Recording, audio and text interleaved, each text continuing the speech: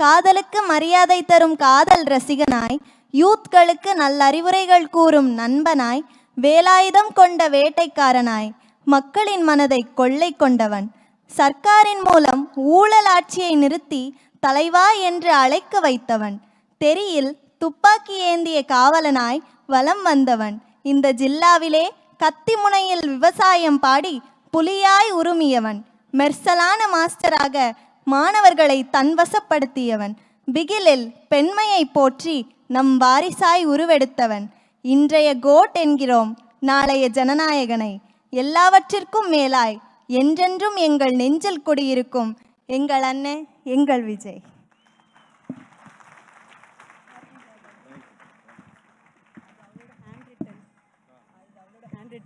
அதில் கொடுக்கணும்னு ரொம்ப ஆசைப்பட்டான்.